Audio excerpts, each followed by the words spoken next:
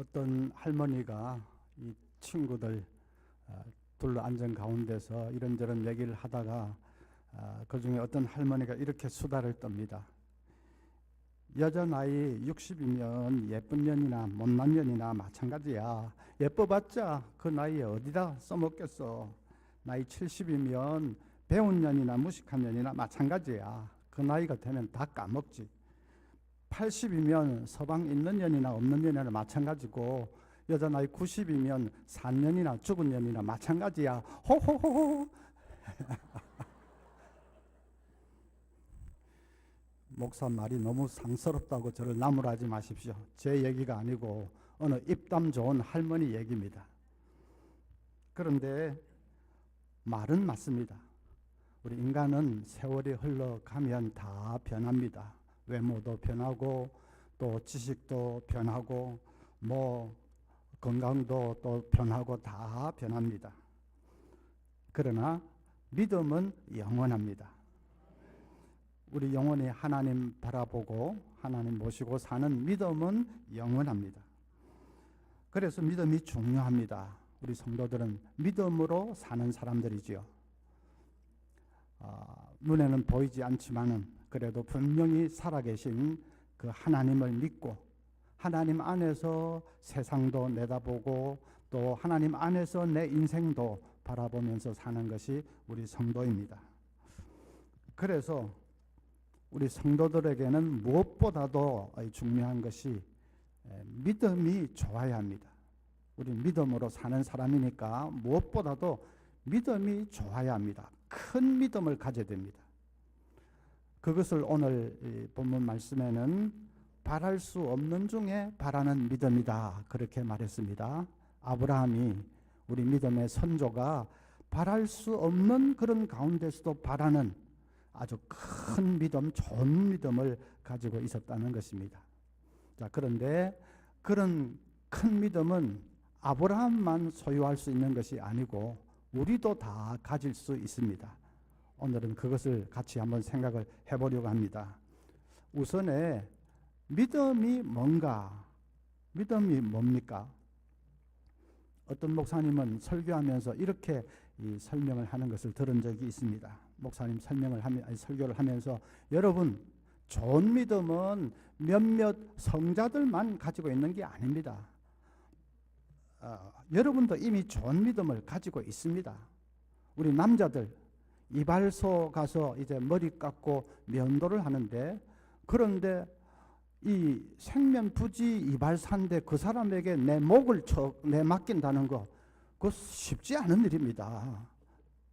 아니, 그 이발사가 옛날에 정신병이라도 앓은 적이 있는지 누가 압니까?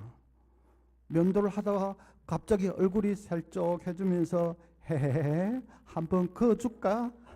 목 한번 따줄까? 그렇게 하면 어떻게 하겠습니까? 그런데 그런 게 걱정이 되고 겁이 나서 나 면도는 못하겠다 그러는 분이 어디 있습니까? 다 목을 척척 내맡기고 어떤 사람은 뭐 그냥 잠까지 드르릉드르릉 잡니다. 그것만 봐도 여러분 이미 좋은 믿음을 가지고 있습니다. 그 믿음으로 예수를 믿으면 되는 겁니다. 자, 그렇게 설명을 합니다. 그 말이 맞습니까? 그 목사님은 은연중에 확률의 법칙을 말하고 있는 것입니다. 우리가 이발사에게 목을 맡기는 것은 우리 속에 이런 생각이 있기 때문입니다. 이때까지 면도하다가 목이 댕강 잘렸다는 얘기는 들어본 적이 없어. 뭐 신문이나 TV나 그런 것은 들어본 적이 없어. 정말 이발사가 과거에 정신병을 앓은 적이 뭐 있을 수도 있지만은, 그래도 하여튼 그 이발하다가 목이 달아갔다 하는 것은 들은 적이 없어. 그런 일은 일어나지 않아. 99%는 안전해 하는 생각이 우리 속에 있기 때문입니다. 그것은 확률을 의지하는 거지요. 1%의 가능성은 있지만은 그래도 99%는 안전해 하고 은연중에 이 확률에 의지하고 있는 것입니다. 그런 것은 믿음이 아닙니다. 성경이 말하는 믿음이 아닙니다. 성경이 말하는 믿음은 확률하고는 아무 상관이 없습니다. 면도하는 사람마다 99%가 목이 땡강땡강 다 잘라져서 나오고 목 붙어 있는 사람은 1%밖에 안 돼도 하나님께서 너 면도해라 하면 예 하고 목을 척 맡길 수 있는 것이 그것이 성경이 말하는 믿음입니다. 확률하고는 아무 상관이 없는 거죠. 아브라함이 아들을 얻을 확률이 얼마나 됐습니까? 확률이 높았습니까? 0%지요. 자기 나이 100살이 다 됐고 아내는 90살인데 그런 부부가 아들을 얻을 확률은 그냥 제로지요. 그런데도 아브라함은 아들을 주시겠다고 하는 하나님의 약속을 믿었습니다. 18절 보면 아브라함이 바랄 수 없는 중에 바라고 믿었으니 이는 내 후손이 이같으리라 하신 말씀대로 많은 민족의 조상이 되게 하려 하심이라. 육신적으로 보면 도무지 바랄 수 없는 그런 형편인데도 아브라함은 자신을 완전히 하나님께 던져서 맡겨버렸습니다. 그것이 믿음이죠.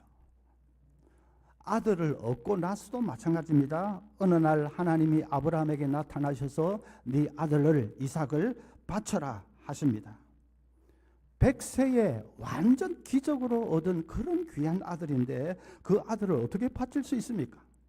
또 아들을 바쳐버리면 이제 대가 완전히 끊어져 버리는데 그러면 어떻게 많은 민족의 조상이 될 수 있습니까? 도무지 안 되는 일인데도 그는 순종해서 바쳤습니다. 어떤 분은 그럽니다. 하나님이 아브라함에게 네 아들을 바치라고 하지 않고 네 손주를 바쳐라 했으면 아브라함이 순종 못했을 거다.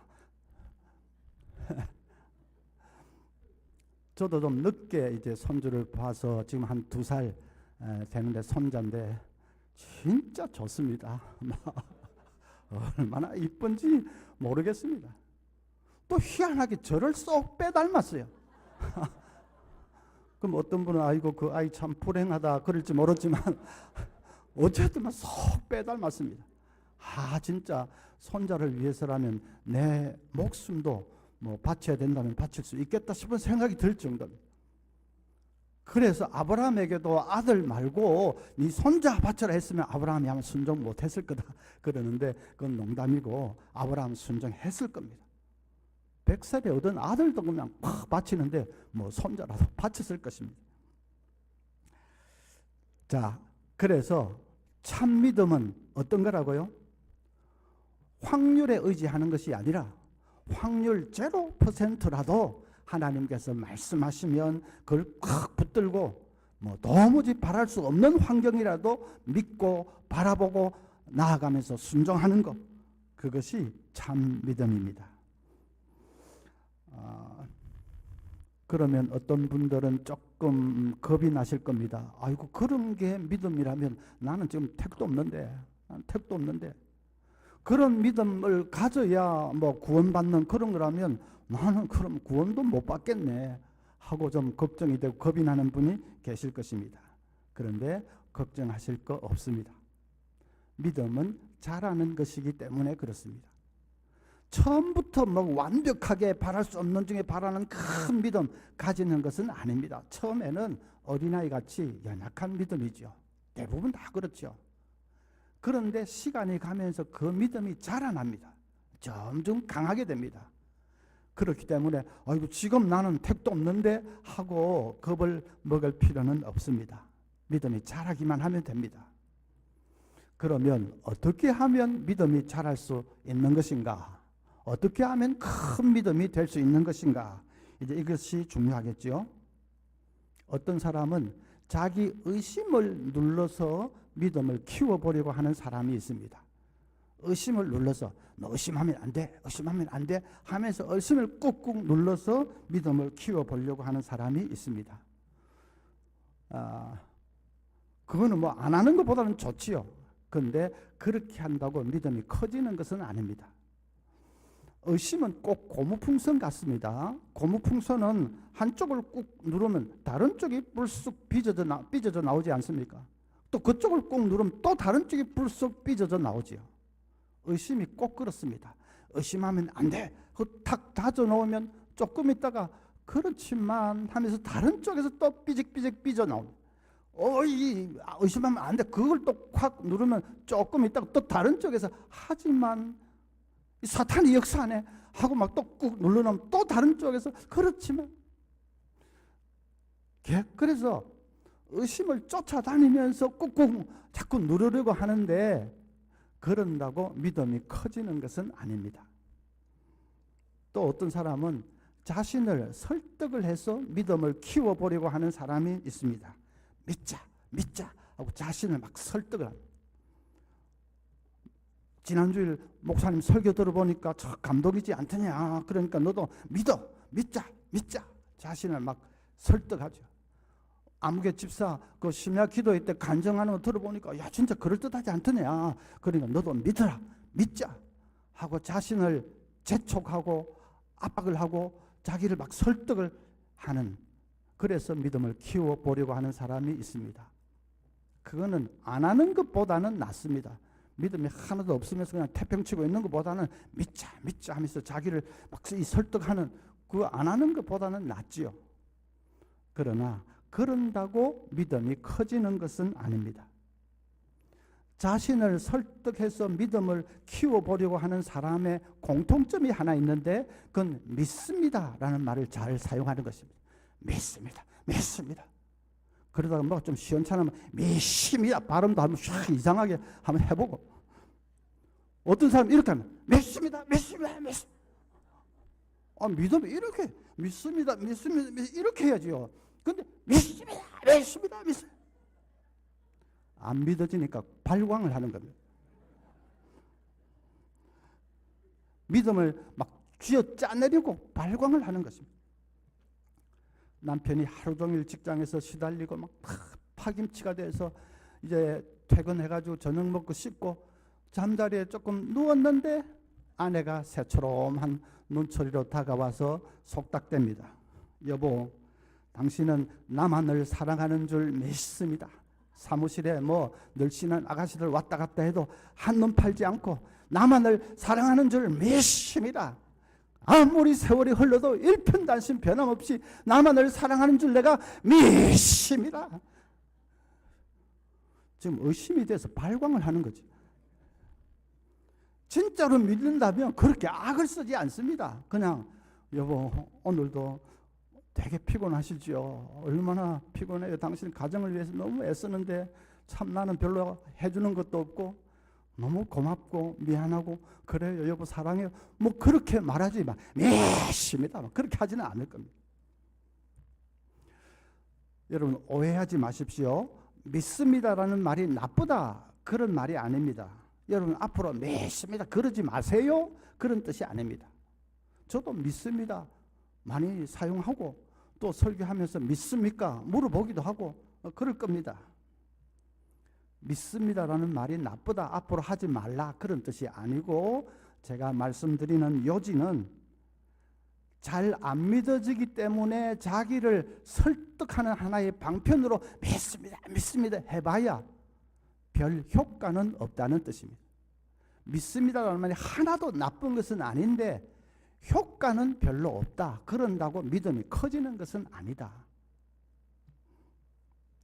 그런 식으로 자기를 막 설득해서 믿음을 쥐어 짜내려고 하면 믿는 것이 굉장히 힘이 듭니다.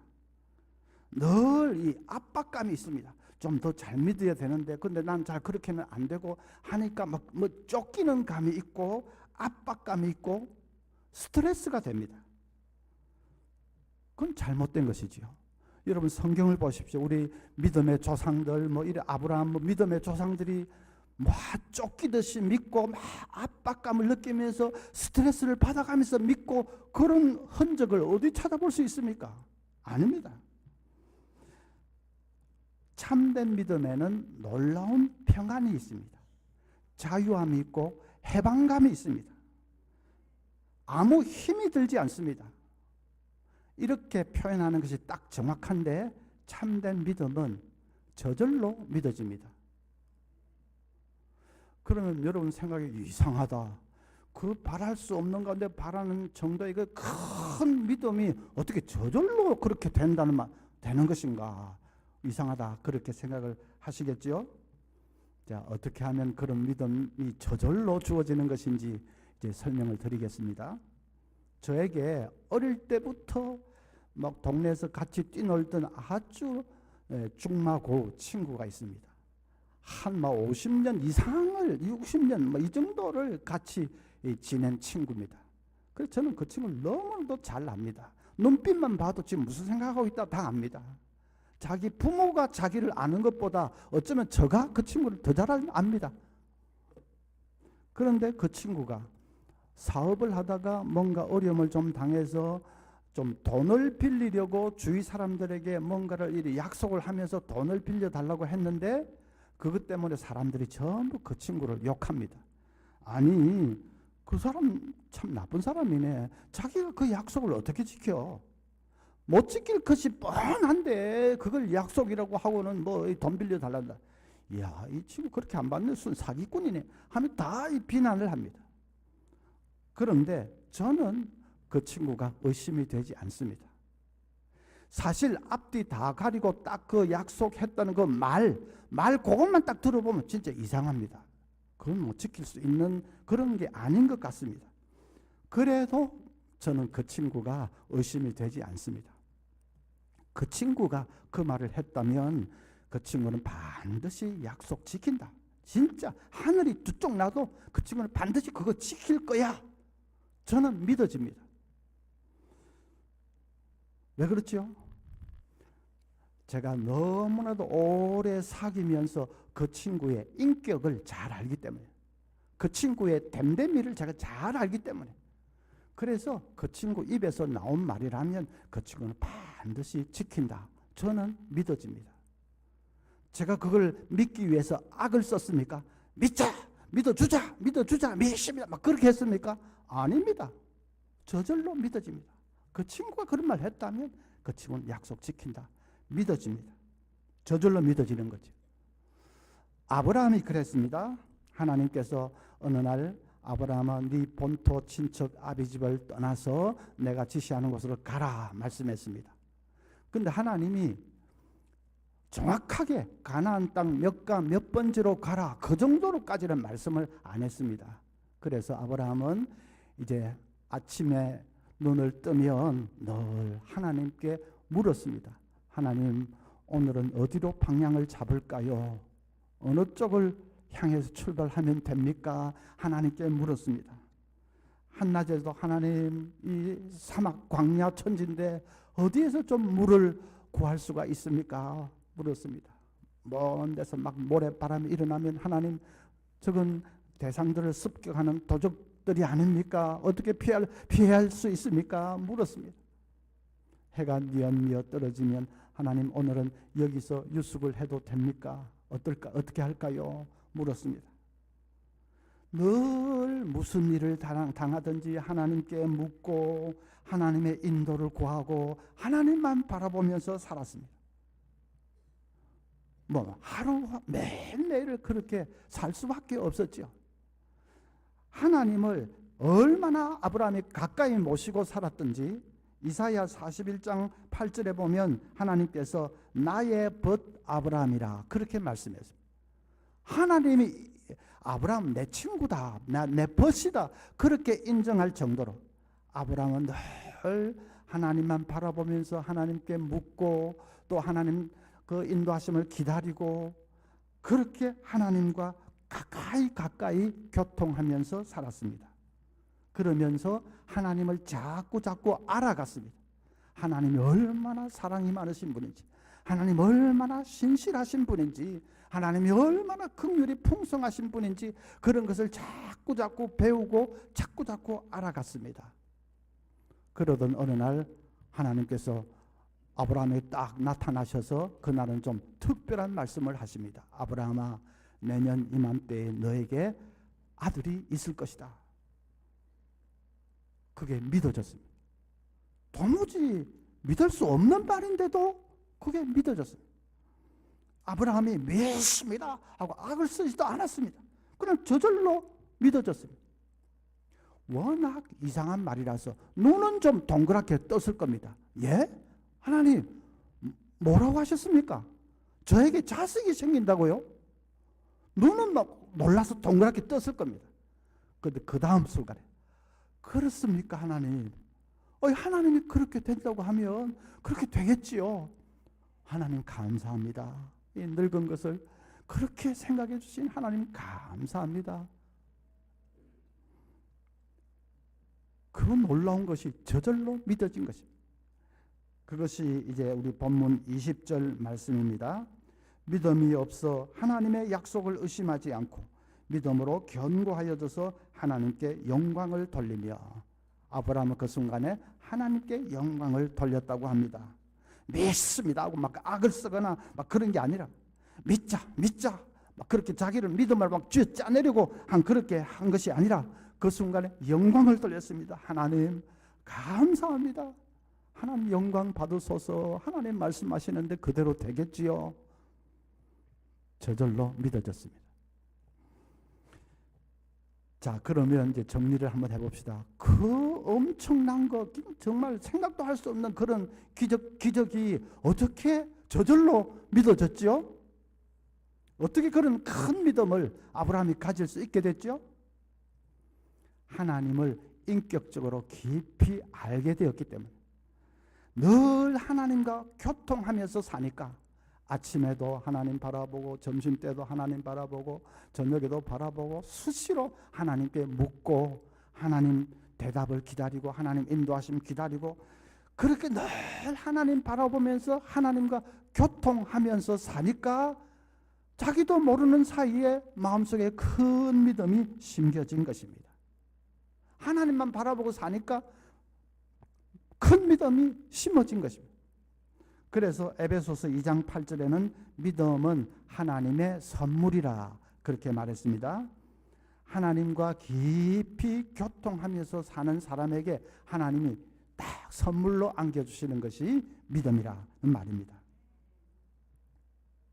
다시 한번 여러분 한번 대답을 해보십시오. 바랄 수 없는 중에 바라는 것과 같은 그런 큰 믿음은 어떻게 하면 가질 수 있는 거라고요?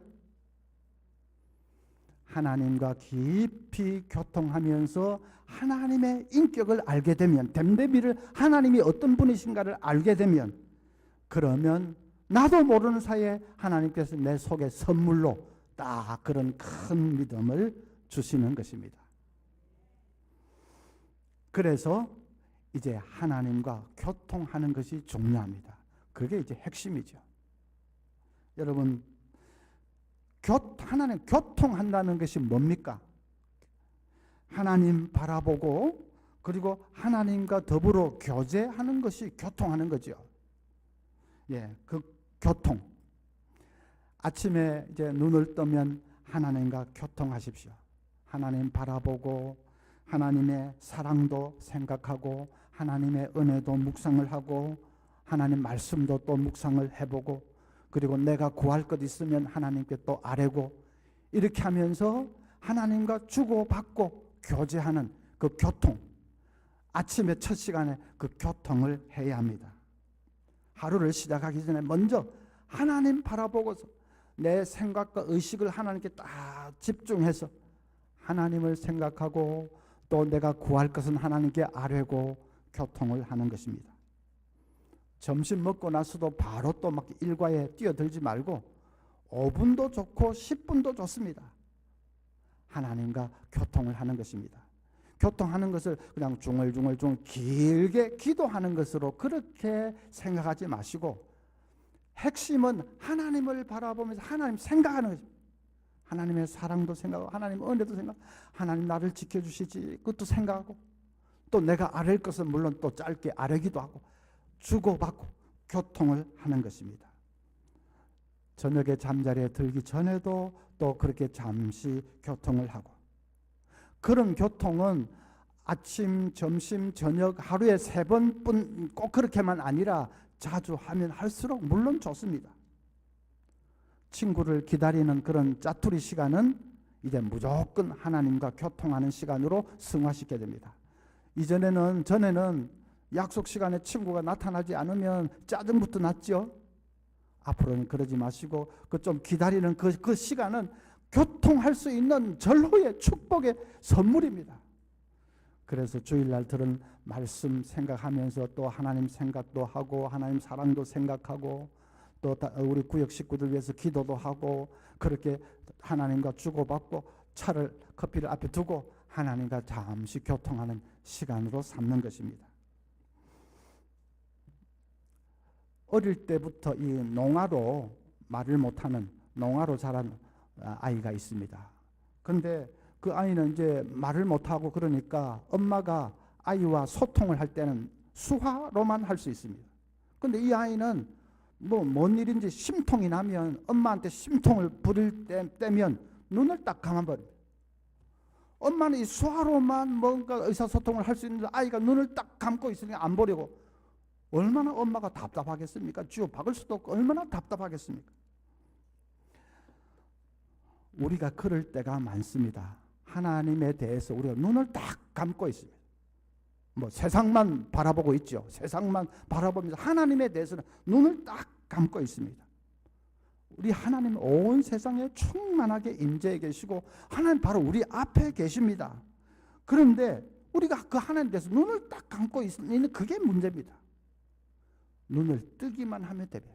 이 영의 눈을 뜨기만 하면 됩니다. 그러면 하나님 바로 바라보고 하나님과 교통할 수 있습니다. 하나님과 교통하는 그것이 하나님에 대해서 눈을 뜨는 것입니다. 영의 눈을 뜨는 거죠. 아침에도 교통하고 점심때도 잠깐 교통하고 잠자리 들기 전에도 교통하고 또 틈틈이 이 짜투리 시간 있을 때 하나님과 교통하고 꾸준히 그렇게 하다 보면 하나님과 교통하는 그것이 삶 속에 스며들어서 그러면 이제 일상 속에서도 교통할 수 있게 됩니다. 차를 마시면서도 하나님 생각하고 감사합니다. 하나님 사랑도 생각하고 공원을 걸으면서도 하나님과 교통할 수 있습니다. 신문을 보면서도 하나님 이 지진 당한 사람들 정말 참 불쌍히 여겨주시고 빨리 복구할 수 있게 짤막하게 기도도 하면서 하나님과 교통할 수 있고 우리 주부들은 청소하고 설거지하고 하면서도 하나님 생각하면서 하나님과 교통을 할 수 있습니다. 영의 눈을 딱 하나님께 뜨고 있는 거죠. 그렇게 쭉 살면 자기도 모르는 가운데 마음속에 큰 믿음이 자리 잡기 시작합니다. 그건 분명합니다. 실험이라도 해볼 수 있습니다. 어느 날 여러분 가정에 큰 시련이 닥쳤습니다.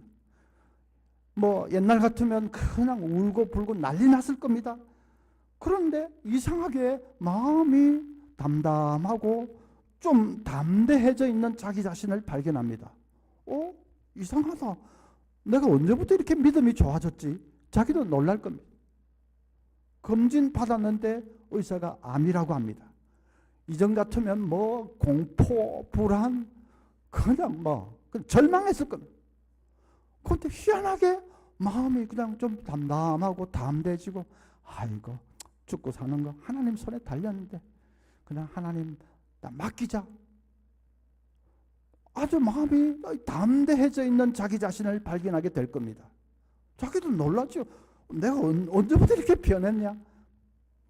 하나님과 꾸준히 교통하면서 하나님을 바라보는 그 삶이 딱 습관이, 거룩한 습관이 되니까 자기도 모르는 가운데 이 속에 큰 믿음이 생겨난 겁니다. 저절로 생겨난 거죠. 조금 구체적으로 하나님과 교통하면 어떤 이제 복을 받게 되느냐, 좀 구체적으로 두 가지를 말씀드리겠습니다. 첫째는 속사람이 강건해집니다. 하나님 바라보고서 계속 교통하는 삶을 살면 속사람이 강건해집니다. 바다 속은 이제 1000m, 2000m 내려가면 심해가 되는데, 그럼 거기는 압력이 수압이 엄청납니다. 보통 잠수함으로 내려갈 수도 없고, 그 심해로 내려가기 위해서는 이 강철구 모양으로 된 이 아주 특별한 탐색선이 있어야 내려갈 수 있습니다. 그런 탐색선은 심해 압력을 견딜 수 있도록 그냥 아주 육중하고 두꺼운 특수 강철로 만들어져 있습니다. 심해로 내려가면 그렇게 돼야 되죠. 그런데 놀라운 것은 그런 심해에 물고기들이 살고 있습니다. 아주 자유자재로 헤엄치면서 살고 있습니다. 그러면 그런 심해어는 그 피부가 막 굉장히 두껍고 막 튼튼하고 막 특수강철과 같은 그런 피부로 되어 있는가? 아닙니다. 그냥 한 1인치 정도 되는 정상적인 그냥 살가죽으로 덮여 있을 뿐입니다. 그런데도 그 살인적인 수압을 그 고기들이 어떻게 견뎌내느냐? 답은 외부의 압력과 몸속의 압력이 같다는 데 있습니다. 그놈들은 어떻게 된 판인지 몸 내부의 압력이 아주 세가지고 외부의 압력하고 같습니다. 그래서 몸이 터지지를 않는 겁니다. 몸속의 압력이 높아지면 되는 거죠. 영적으로도 마찬가지입니다. 우리 속사람이 강해져, 속사람이 강건해야 됩니다. 에베소 3장 16절에 그의 성령으로 말미암아 너희 속사람을 능력으로 강건하게 하시오며, 사도 바울이 그걸 간절히 기도했습니다. 속사람이 강건해져야 된다. 그러면 외부에서 어떤 시련이 몰아쳐도 그 다 견뎌내고 감당할 수가 있습니다. 어떤 고난의 비바람이 몰아쳐도 얼마든지 이길 수 있습니다. 속이 허실허실한 사람은 그럼 금방 넘어지겠지요. 뭐 무슨 직분자다 어쩌다 해봤자 속이 허실허실하면 이 외부의 시련과 비바람 못 견디고 그냥 넘어지고 절망하고 그렇게 됩니다. 속사람이 강건해야 됩니다. 주일날에는 분명히 좀 은혜를 받았는데 그게 오래 가지 않는 사람이 있습니다. 월요일날 아들 녀석 성적표가 학교에서 딱 날아들었는데 딱 보면 그만 짜증이 나기 시작합니다. 교통위반한 범칙금이 하나 날아들어도 그냥 화가 나고 그렇습니다. 직장에서 이 상사에게 꾸중 한번 듣고 나면 막 풀이 죽어가지고 그냥 어쩔 줄은 푹 이렇게 고개를 떨어뜨리고 사는 사람이 있습니다. 주일날은 분명히 은혜를 받았는데 그게 오래 가지를 않습니다. 겨우 뭐 범칙금 통지서 하나, 성적표 하나 받는데 그 받은 은혜가 어디로 다 날아가 버리고 막 그냥 짜증 부리고 화를 내고 이렇게 돼버려요. 가정에 조그만 문제가 생겨도 참지를 못하는 사람. 의사가 뭐 종양이 있네요, 조직검 해봐야 돼 하면 그냥 불안하고 두렵고 한 사람, 가슴이 철렁 내려앉는 사람. 왜 그럴까? 다 속사람이 약해서 그렇습니다. 속사람이 허약해서. 어떤 신학자는 이렇게 말했습니다. 내가 가는 길을 나무 하나가 가로막고 있으면 그 나무가 하나님보다 더 세게 느껴진다. 진짜 그렇습니다. 그냥 기껏해야 나무 하나가 딱 가로막고 있으면 하나님은 뭐 눈에 보이지도 않고 하는데 나무는 막 딱 내 앞에 버티고 있으면 그 나무가 하나님보다 더 세게 느껴진다. 속이 너무 허실하니까 그런 겁니다.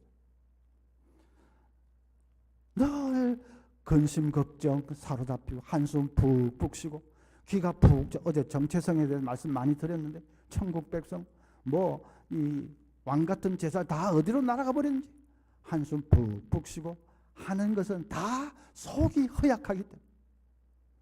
그럼 속 사람 어떻게 보약이라도 막 지어 먹을까요? 그게 아니고 하나님과 교통하는 삶.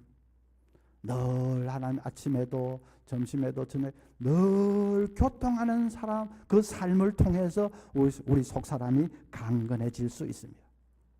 그래서 교통하는 삶이 너무나도 중요한 거죠.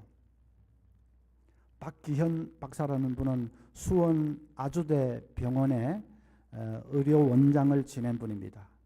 그 박 박사가 이런 간증을 했습니다. 자기가 골수암에 걸렸답니다.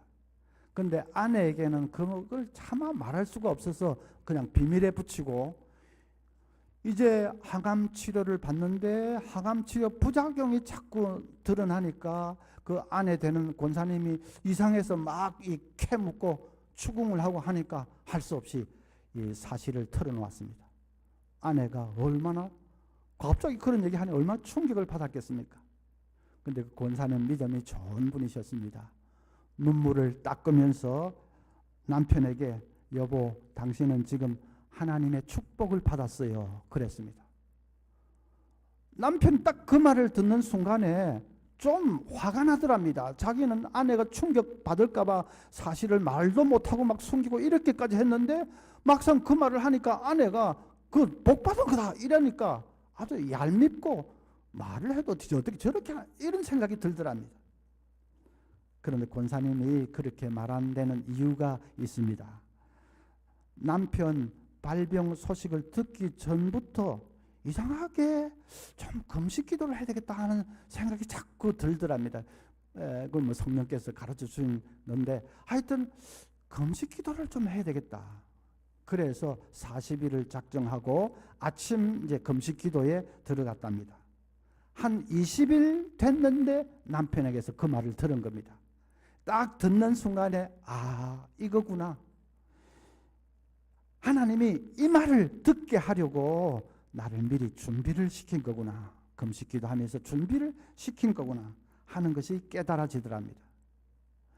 하나님이 나를 미리 준비시킬 정도로 세밀하게 지금 간섭하고 계신데, 그렇다면 남편이 병 걸린 그것에도 하나님 무슨 뜻이 있을 것이다 하는 게 다 깨달아지더랍니다. 남편을 강한 영의 사람으로 만들기 위해서 하나님이 하시는구나. 그게 깨달아졌습니다. 그래서 남편에게 당신은 하나님의 축복을 받았다. 그렇게 얘기를 한 겁니다. 이제 병마와 싸우기 위해서는 남편의 속사람이 어떻게든지 강하게 돼야 되겠다. 그 생각을 하고는 아침마다 간절히 기도한 후에 말씀 한 구절을 쪽지에 딱 적고, 그리고 기도 제목 적고, 그걸 출근하는 남편 호주머니에 늘 넣어 주었습니다. 그러면 남편은 이제 출근해서 그 안에 쪽지를 받아 들고 그 구절을 읽으면서 이제 기도하고, 그리고 또 그 기도 제목 가지고도 기도하고, 이제 그리고 일을 하는 그 생활을 하기 시작합니다. 말하는 이제 박 박사가 하나님과 교통하는 삶을 이제 시작한 거죠. 그걸 배워가기 시작한 것입니다. 석 달쯤 지났는데 희한하게 마음의 두려움이 사라졌습니다. 1년 지나서 이제 골수 검사를 했는데 암세포 제로, 완치 판정을 받았다고 합니다. 그 다음부터 그분은 환자들 치료할 때에 규칙적인 생활 좀 하세요. 술, 담배 절대로 안 됩니다. 이제 더 이상 그런 얘기는 하지 않는다고 합니다. 긍정적으로 생각하세요. 하나님 믿는 신앙을 한번 가져보세요. 그렇게 권한다는 것입니다. 아주 열심히 있는 전도자가 된 것이지요. 그 믿음 별로 없던 삐까뻔쩍한 의료 원장이고 박사고 할지 모르지만 믿음은 별로 없는 그런 분인데, 그분이 그 무서운 암 공포와 절망을 어떻게 이길 수 있었습니까? 속사람이 강해진 것입니다. 하나님과 교통하는 그 삶을 통해서 속사람이 강해진 것입니다. 그러니까 이겨내었습니다. 교통이 얼마나 중요한 것인지. 그 다음에 또 하나님과 교통하면, 그런 삶을 살면 이 두 번째로 천국 소망이 분명해집니다. 어떤 집사님이 세상을 떠나서 장례를 치르게 됐습니다. 일가 친척들이 그 장의차 버스를 타고 쭉 장지로 가고 있는데 갑자기 버스 그 스피커에서 돌아가신 고인의 음성이 들리는 것이 아닙니까? 음성이 막 흘러나옵니다. 사람들이 깜짝 놀랐죠. 그 뭔 얘기인가 하고 귀를 기울여 봤더니 그 스피커 통해서 고인의 음성이 들려오는데 이렇게 말합니다. 여러분 안녕하십니까? 저의 장례식에 오신 것을 환영합니다. 사람은 언젠가는 이렇게 죽게 되어 있지요. 저도 죽음을 맞이하면서 후회되는 거, 아쉬운 것이 많았습니다. 그런데 돌아보니까 그 모든 일들이 다 헛된 것이었습니다. 인생에서 제일 중요한 것은 믿음입니다. 저는 지금 예수 믿고 천국으로 갑니다. 여러분도 부디 예수 믿어 천국에서 다시 만나게 되기를 바랍니다. 그리고는 농담까지 덧붙입니다. 한 가지 높아심에서 하는 말인데, 장지에서 주는 밥 공짜라고 너무 많이 먹고 배탈 나지 마십시오. 그리고 내 중마고 이 집사 나하고 장지에 갈 때마다 음식을 꼬불쳤는데 오늘은 제발 그런 짓 하지 마시오. 그럼 나중에 천국에서 봅시다. 그리고는 껄껄껄껄 웃는 것으로 끝이 났습니다. 알고 보니까 그분이 죽기 전에 사람들에게 틀어주라고 그렇게 미리 녹음을 딱 해놓은 겁니다. 사람들이 엄청 충격을 받았어요. 사람이 아무리 장난기가 있어도 그렇지 지금 죽으면서 어떻게 그런 말을 할 수 있는지, 그 사람은 죽음이 두렵지도 않나? 뭐 진짜 천국에 있는 건가? 사람들이 엄청 충격을 받았다고 합니다. 여러분 죽으면서 막 농담까지 하고 여러분 조금 더 고생하다가 오세요. 나 먼저 천국 갑니다. 그렇게 말할 수 있는 그 배짱과 그 여유가 어디서 오는 것입니까? 하나님과 교통하는 거죠. 그런 삶이 있었기 때문에. 죽음은 하나님 앞으로 가는 거 아닙니까? 이 세상 다 이제 내려놓고 하나님 나라로, 하나님 앞으로 나아가는 거 아닙니까? 그런데 하나님과 교통한 사람은 이 땅에 살 때에 하나님 앞으로 나아가는 그런 훈련을 많이 했습니다. 아침에도 하고 점심에도 하고 자기 전에도 하고 짜투리 시간에도 하고 하나님 앞으로 나아가서 하나님과 교통하는 그런 훈련을 이 땅에 살 때 많이 했습니다. 그렇기 때문에 죽음을 맞아서 이제 하나님 앞으로 나아가는 것이 하나도 두렵지가 않은 겁니다. 왜냐하면 많이 했기 때문에.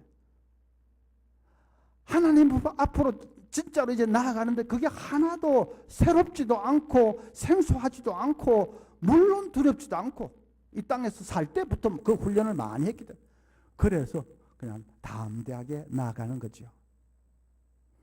그런데 하나님과 교통이 없는 그런 사람은 완전히 다릅니다.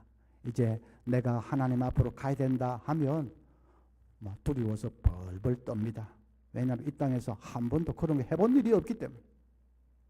장로님은 마지막 죽음의 순간에 담대할까요? 장로는 뭐 다 저절로 담대해질까요? 아닙니다. 이 땅에서 하나님과 교통하는 삶을 살지 못한 분이라면 안 됩니다. 벌벌벌벌 떨 겁니다.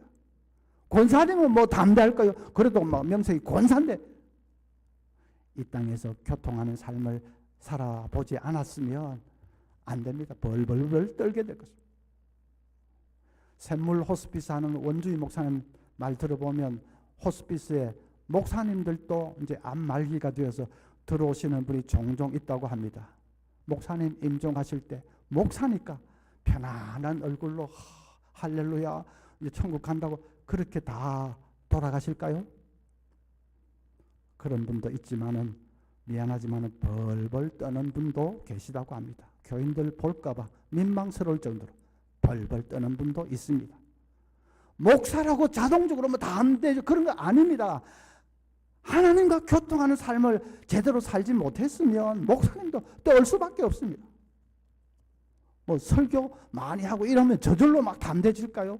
그건 다른 사람들에게 하는 것이고 자기 자신이 중요하지요. 자신이 하나님과 교통하는 삶이 없었으면 이제 진짜 하나님 앞으로 나아갈 때에 너무 낯설고 생소하고 두렵습니다. 재미있는 얘기 하나 해드리겠습니다. 아주 옛날에 제가 대학생 때 그때는 너무 어려우니까 이제 서울에서 늘 가정교사 해야 생존을 할 수 있고 등록금도 될 수 있고 그렇습니다. 그런데 그때는 남의 집에 입주해서 가정교사 하는 그런 것을 많이 했습니다. 남의 집에 입주해서 먹고 자고 하면서 아이를 가르치면 하숙비도 세이브를 할 수 있으니까 그 입주해서 이 가정교사를 많이 했는데 저도 했습니다. 대학교 2학년 때 어떤 집에 들어가서 거기에 고등학생 아이를 제가 가르쳤습니다.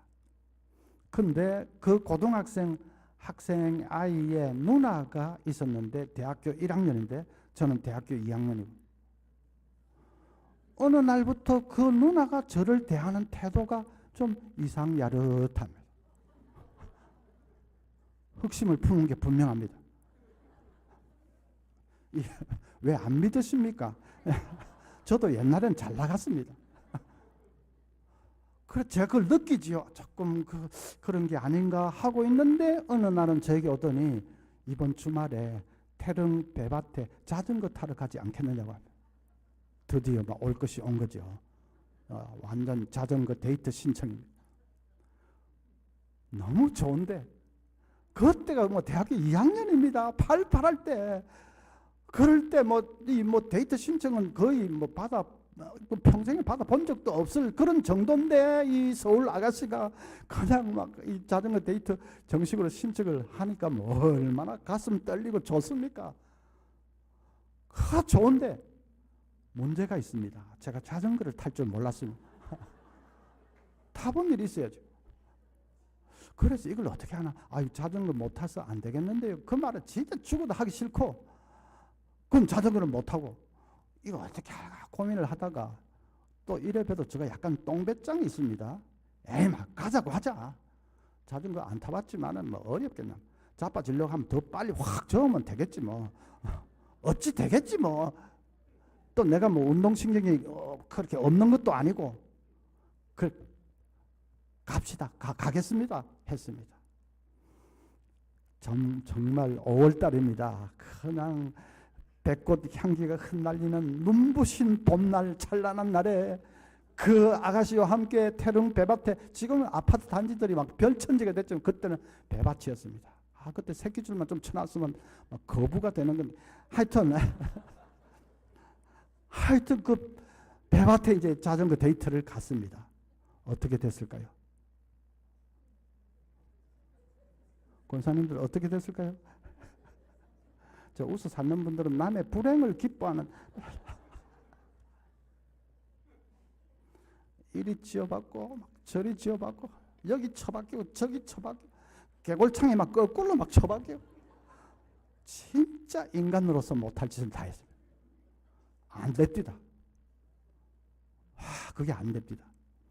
타고 싶은 마음은 꿀떡같이요. 아가씨 앞에서 폼나게 막 한번 해보고 싶은 마음은 꿀떡같이요. 내가 기어코 타고 말 거야 하는 의지는 충천하지요. 그래도 안 됩니다. 뭐가 없습니까?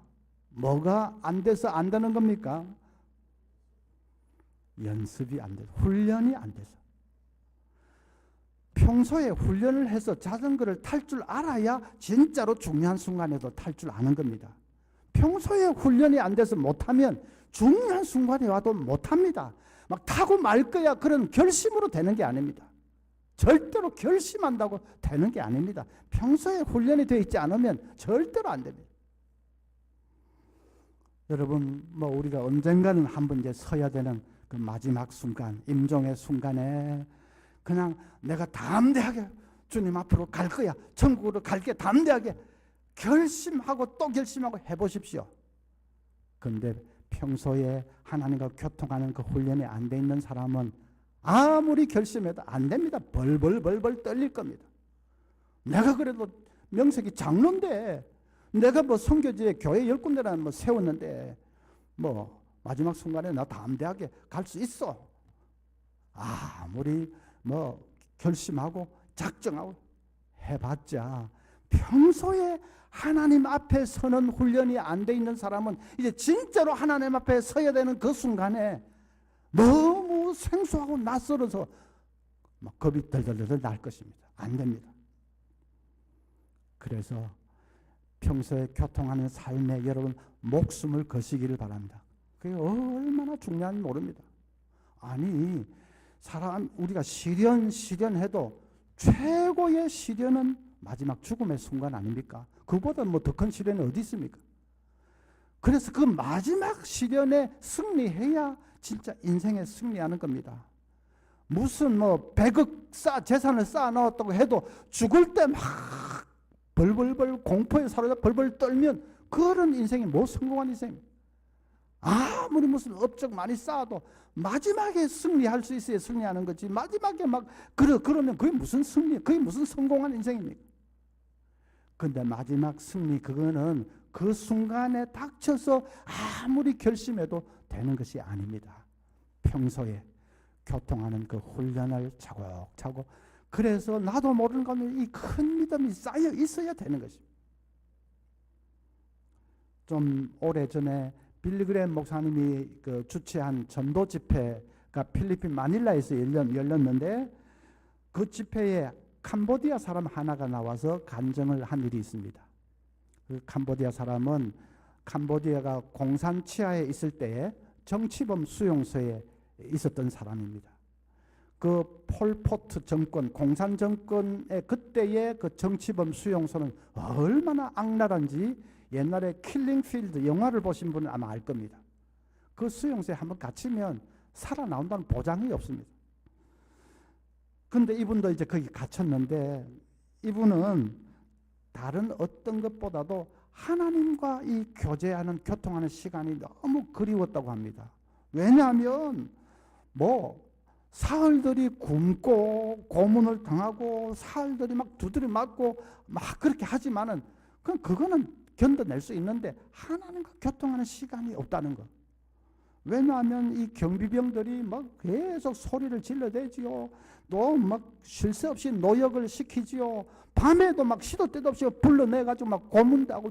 그러니까 조용한 시간이 없는 겁니다. 하나님과 좀 조용히 교통할 수 있는 그런 게 전혀 없어서 그게 너무 두둑에 맞는 것보다 그게 더 아쉬웠다고 합니다. 그런데 이분이 가만히 한 번은 보니까 이 인분을, 똥오줌을 갖다가 버리는 오물통이 있는데 그거는 아무도 청소를 안 하려고 한다는 것을 발견했습니다. 경비병들이 막 죄수들을 총대로 밀어넣고 막 저 들어가서 청소 안 하면 막 죽인다는 식으로 막 두들겨 패고 해도 사람들이 거기는 막 죽어도 안 가려고 하는 거예요. 너무 냄새가 그냥 악취가 진동을 하니까. 이분이 제가 청소하겠습니다. 자원을 했습니다. 그 똥통에 들어가서 청소를 하면서 그분이 이렇게 고백했습니다. 아무도 나를 방해하지 않았습니다. 나는 느긋한 속도로 그 일을 했습니다. 악취가 코를 찌르는 구덩이 속에서도 푸른 하늘을 올려다 볼 수 있었습니다. 또 하루를 살게 해주신 하나님을 찬양할 수 있었습니다. 방해받지 않고 하나님과 교통할 수 있었고 주위의 친구들과 친지들을 위해 기도할 수 있었습니다. 오물 구덩이를 청소하는 시간은 하나님 앞으로 나아가는 시온의 대로가 되었습니다. 진짜 그 감정을 제가 어느 책에서 읽었는데 읽으면서 참 눈물이 났습니다. 이야, 이분은 진짜 하나님과 교통하는 그걸 위해서 목숨을 건 거 아닙니까? 완전히 똥통에 들어가서. 그런데 나는 이 좋은 환경 가운데 살면서 얼마나 그 하나님과 교통하는 그걸 내가 사모하면서 그렇게 했던가. 너무 게으르고 너무 등한히 했던 저 자신을 돌아보면서 진짜 회개하지 않을 수가 없었습니다. 우리 장로님, 권사님, 안수집사님, 우리 집사님, 남존대 회원들, 하나님과 교통하는 이 삶에 목숨을 거시기를 바랍니다. 그게 제일 중요합니다. 거미 있죠. 거미는 아침에 일어나면 먹이를 잡는 것 이전에 제일 먼저 하는 일이 하나 있습니다. 찢어진 거미줄을 고치는 일부터 합니다. 거미가 참 똑똑하지요. 사실 먹이 잡는 것보다도 거미줄부터 딱 정비를 해놓는 게 더 우선 아니겠습니까? 그 거미줄을 찢어진 그런 부분을 고치는 일부터 합니다. 다음에 거미 자세히 보십시오. 그렇게 합니다. 그런데 그 찢어진 부분을 이렇게 수선을 할 때는 언제나 제일 중심에서부터 그 일을 해서 이렇게 가로 이렇게 간다고 합니다. 우리 인생을 제대로 살기 위해서는 제일 중심에 잘못된 것부터 고쳐야 됩니다. 우리 삶의 제일 중심에 잘못된 거, 구멍이 난 게 뭡니까? 하나님과 교통하는 삶이 지금 제대로 안 되고 있는 거, 그겁니다. 그래서 그것부터 정비를 하고 고쳐야 됩니다. 너무 좀 꾸준히 그렇게 하나님과 교통하는 삶을 쌓아가면 나도 모르게 내 속에 큰 믿음이 심겨져서 그래서 속사람이 강건해지고 몸속에 영적인 압력이 확 높아지면 밖에 실어놓고 이래도 그 얼마든지 이겨나갈 수 있어요. 속사람이 강건해지고 그리고 또 이제 언젠가는 이 땅을 떠나야 될 순간이 올 때에 승리할 수 있습니다. 아무리 결심해도 안 되는 일을 교통을 통해서 딱 큰 믿음 자리 잡으면 그 마지막 순간에 승리해서 진짜 인생에 승리할 수가 있습니다. 우리 모든 성도님들이 이 하나님과 교통하는 일에 생명을 걸어서 이 놀라운 복을 다 받아 누릴 수 있기를 간절히 바랍니다. 기도하겠습니다. 하나님 아버지, 아브라함의 그 바랄 수 없는 중에도 바랐던 큰 믿음을 우리도 소유할 수 있는 것을 믿습니다.